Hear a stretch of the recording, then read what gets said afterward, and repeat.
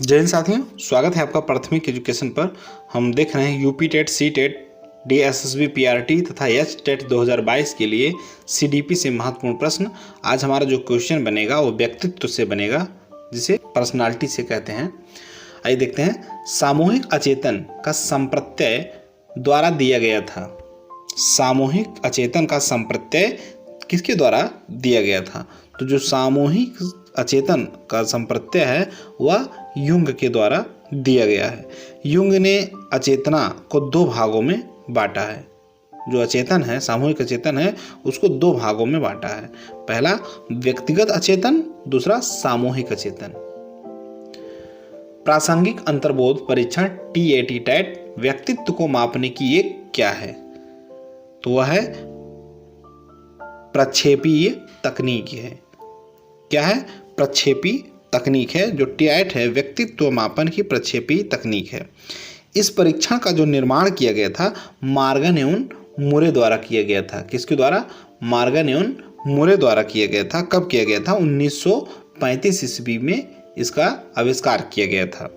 31 कारणों का प्रयोग इसमें होता है और 14 से आयु जो 14 वर्ष तक के बच्चे हैं, इनके आयु वाले व्यक्तियों पर यह प्रयोग किया जाता है। अहम के नियम पर कार्य करता है। अहम के नियम पर क्या करता है? तो अहम के नियम पर जो कार्य करता है वह वास्तविकता कार्य करती है, क्योंकि अहम वास्तविकता से संबंध रखता है तथा व्यक्ति को वास्तविक परिस्थितियों के साथ तालमेल बैठाने के लिए प्रेरित भी करता है। अहम आंशिक रूप से चेतन एवं आंशिक रूप से अचेतन में कार्य करता है। यदि जन्मजात प्रकृति का होता है तो यह किसी भी तरह का तनाव नहीं रख सकता। इदम अहम परा अहम की संरचना के भाग हैं। इदम अहम परा अहम संरचना के भाग हैं। कहाँ? तो व्यक्तित्व के भाग हैं। किसका? व्यक्तित्व के भाग हैं इदम अहम परा अहम। व्यक्तित्व के प्रथम व्यापक जो सिद्धांत की रचना किया था उसका श्रेय सिगमंड फ्राइड को ही जाएगा। किसको जाएगा? सिगमंड फ्राइड ने इस सिद्धांत का प्रतिपादन सबसे पहले किया था। इन्होंने व्यक्तित्व को स्पष्ट करने के लिए मनोविश्लेषणात्मक सिद्धांत का प्रतिपादन किया। व्यक्तित्व के मनोविश्लेषणात्मक सिद्धांत के दो प्रमुख संप्रत्यय इन्होंने दिए, जो चेतन अर्धचेतन या अर्धचेतन व अचेतन इदम अहम परा अहम माने जाते हैं। मनोसामाजिक सिद्धांत निम्नलिखित में से किस पर बल देता है? मनोसामाजिक सिद्धांत निम्नलिखित में से किस पर अधिक बल देता है? तो जो मनोसामाजिक सिद्धांत है वह बल देता है उद्यम के मुकाबले हीनता के स्तर पर।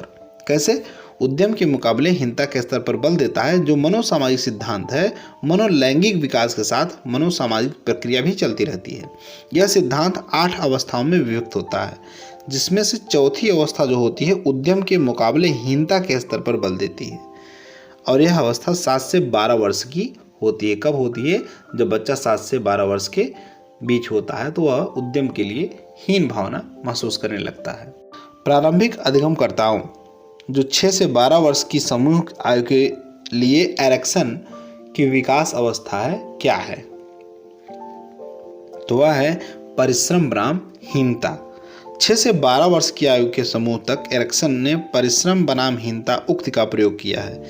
इसे स्कूल की अवस्था भी कहा जाता है। इस अवस्था का बालक औपचारिक शिक्षा द्वारा समाज और संस्कृति की कुछ सरल और प्रारंभिक कौशलों को सीखता है। बच्चों में सीखी गई निस्सहायता का कारण क्या है? इस व्यवहार को अर्जित कर लेना कि वे सफल नहीं हो सकते। क्या? इस व्यवहार को अर्जित कर लेना कि वे सफल नहीं हो सकते, यही कारण है। क्योंकि बच्चों में सीखी गई निस्सहायता का मूल कारण है कि वह व्यवहार को अर्जित करना लेना और सफल नहीं हो सकते। निस्सहायता अर्थात बेबस हताश विवशता के चलते बच्चों में आत्मविश्वास की कमी परिलक्षित होने लगती है। व्यक्तित्व विकास में क्या एक महत्वपूर्ण भूमिका का निर्वहन करता है या निर्वाह करता है? व्यक्तित्व के विकास में क्या निर्वाह करता है? तो वह करता है आनुवंशिकता एवं वातावरण का मिश्रण। व्यक्तित्व के विकास में आनुवंशिकता और वातावरण का मिश्रण एक महत्वपूर्ण भूमिका का निर्वाह करता है, क्योंकि व्यक्तित्व में आनुवंशिकता और वातावरण की अंतः प्रक्रिया का परिणाम है। जो व्यक्तित्व है वो आनुवंशिकता और वातावरण की अंतः क्रिया का परिणाम है। परिणाम है। इसलिए वुडवर्थ और मोरिक्विस नामक जो मनोवैज्ञानिक थे, इन्होंने लिखा कि व्यक्ति वंशक्रम तथा वातावरण का योग नहीं अपितु गुणनफल है। क्या है? गुणनफल है। मनोवैज्ञानिक थॉर्नडाइक ने व्यक्ति को किस आधार पर बांटा है? मनोवैज्ञानिक थॉर्नडाइक ने व्यक्ति को किस आधार पर बांटा है? तो चिंतन व कल्पना के शक्ति के आधार पर बांटा है। इसमें थॉर्नडाइक एक व्यवहारवादी वैज्ञानिक थे। इन्होंने बालक या प्राणी की जो व्यवहार पक्ष है उन पर लोगों का ध्यान आकर्षित किया था। बहिर्मुखी प्रवृत्ति के व्यक्ति होते हैं। बहिर्मुखी व्यक्ति के जो प्रवृत्ति वाले व्यक्ति होते हैं वो कैसे होते हैं? तो ये होते हैं सामाजिक एवं मित्रतापूर्ण व्यवहार रखने वाले। जो बहिर्मुखी व्यक्तित्व वाले व्यक्ति होते हैं वो जल्दी से जल्दी आपस में कई लोगों से अपना संबंध स्थापित कर लेते हैं, लोगों को अपना मित्र बना लेते हैं। इस प्रकार के व्यक्ति सामाजिकता से पूर्ण व्यवहार और मित्रतक व्यवहार रखते हैं। व्यक्तित्व के मूल्यांकन हेतु प्रयुक्त शब्द साहचर्य परीक्षण विधि का प्रयोग जुंग द्वारा किस वर्ष किया गया था? जो व्यक्तित्व मूल्यांकन के प्रयुक्त शब्द साक्षर का विधि का प्रयोग हुआ वो जुंग ने कब किया था? तो 1910 में किया था। रोरसा स्याही धब्बा परीक्षण जो व्यक्तित्व का मूल्यांकन करने के लिए इस्तेमाल किया जाता है, इसका विकास किया था। किसने किया था रोरसा स्याही धब्बा का विकास? तो हरमन रोस ने किया था। किसने? हरमन रोस ने रोरसा स्याही धब्बा का विकास किया था परीक्षण कर। व्यक्तित्व अस्थायी समायोजन है। व्यक्तित्व अस्थायी समायोजन है। क्या है? ये सभी हैं, क्योंकि पर्यावरण के साथ, जीवन के साथ और प्रकृति के साथ व्यक्तित्व समायोजन होता है। इसमें जीवन अनुकूलित कर लेता है व्यक्ति और प्रकृति के साथ एक अस्थायी समायोजन स्थापित करता है। व्यक्तित्व विकास की अवस्था है। व्यक्तित्व विकास की अवस्था है क्या है? अधिगम एवं वृद्धि। व्यक्तित्व विकास की अवस्था को 3 भागों में बांटा गया। व्यक्तित्व विकास की अवस्थाओं को कितने भागों में? 3 भागों में बांटा गया है। वह है अधिगम एवं वृद्धि, अधिगम एवं परिपक्वता और विकास की प्रक्रिया। क्या? विकास की प्रक्रिया। बालक के व्यक्तित्व की नींव किस अवस्था में पड़ती है? बालक के व्यक्तित्व की नींव किस अवस्था में पड़ती है? तो बालक के व्यक्तित्व की नींव बचपना अवस्था में पड़ जाती है। उसी के अनुरूप बालक को जिस माहौल में ढालना चाहे उस माहौल में ढाल सकते हैं। किस परीक्षण में 10 मसलक्ष्य या स्याही धब्बे होते हैं? किस परीक्षण में 10 मसलक्ष्य या स्याही के धब्बे होते हैं? मसलक्ष्य मतलब स्याही, मसी मतलब स्याही। मसी कागज छुयो नहीं, कलम गयो नहीं। हाँ, कबीर की वाणी है कि मैंने मसी कागज छुयो नहीं। मस माने न स्याही छुआ है न कागज छुआ है, कलम हाथ में नहीं आई है। तो मसी माने क्या होता है? स्याही। और मसी लक्ष्य या स्याही धब्बे होते हैं, किसमें होते हैं?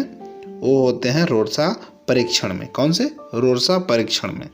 रोरसा परीक्षण जो होता है व्यक्ति के व्यक्तित्व के प्रेक्षी वृद्धि को मापने वाला एक आयाम है।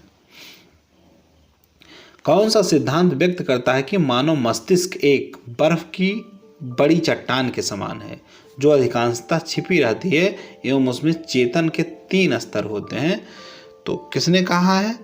वह कहा है मनोविश्लेषणात्मक सिद्धांत के द्वारा। और इसको किस मनोविश्लेषणात्मक सिद्धांत किसने दिया है? तो सिगमंड फ्रायड ने दिया है। चेतन, अचेतन और अर्धचेतन की अवस्था होती है व्यक्ति में।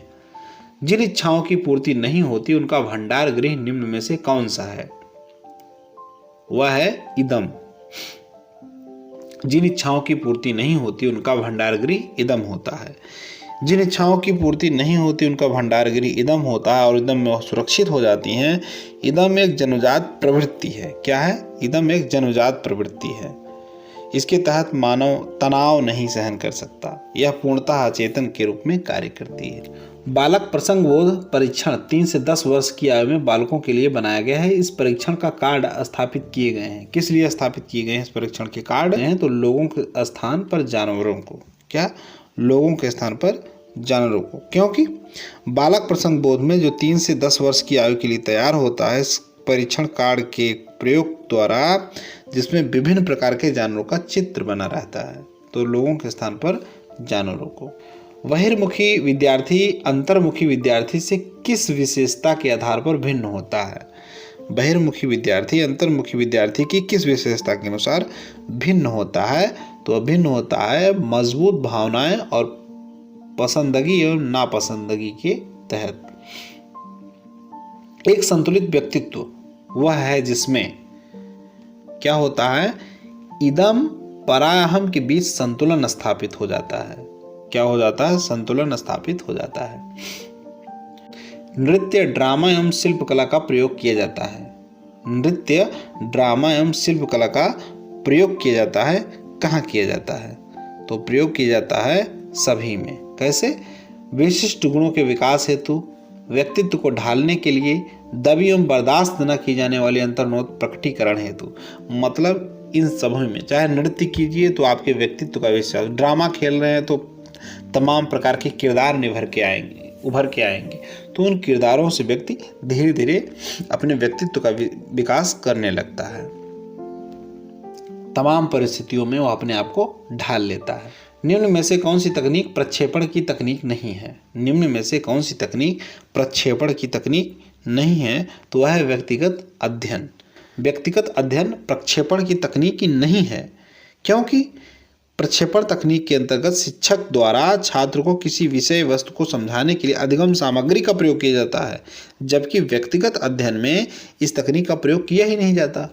व्यक्तित्व व्यक्ति के उन मनोदैहिक व्यवस्थाओं का गत्यात्मक संगठन है जो वातावरण के साथ उसके अपूर्व समायोजन में निर्धारित करता है। व्यक्तित्व की परिभाषा दी है, इसको दी है G.W. ऑलपोर्ट ने। किसने? G.W. ऑलपोर्ट ने।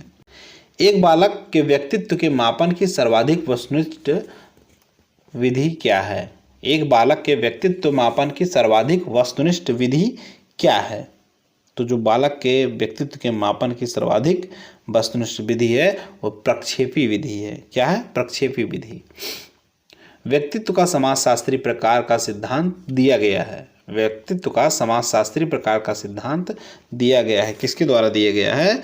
तो वह दिया गया है स्प्रेंजर द्वारा। किसने? स्प्रेंजर द्वारा। बाल अंतर्बोध एयरसेप्शन परीक्षण का निर्माण किसने किया था?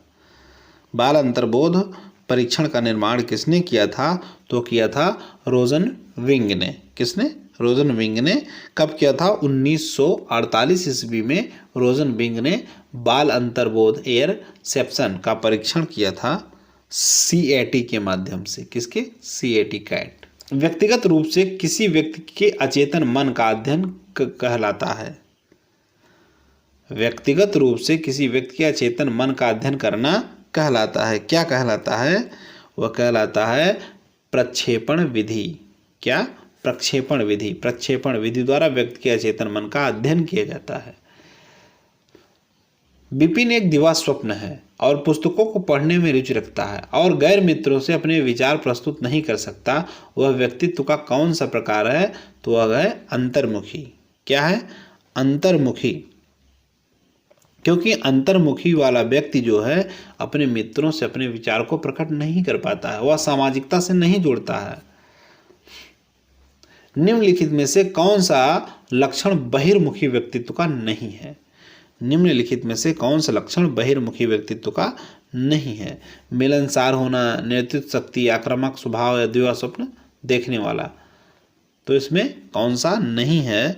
तो बहिर्मुखी व्यक्तित्व के निम्न जो लक्षण होते हैं वह है दिवा स्वप्न देखने वाला। वीडियो अच्छा लगा हो तो चैनल को लाइक, सब्सक्राइब एवं शेयर ज़रूर करिएगा। आपकी एक शेयर और एक सब्सक्राइब से हमारा मनोबल बढ़ जाता है। मिलते हैं अगली वीडियो में, तब तक के लिए जय हिंद।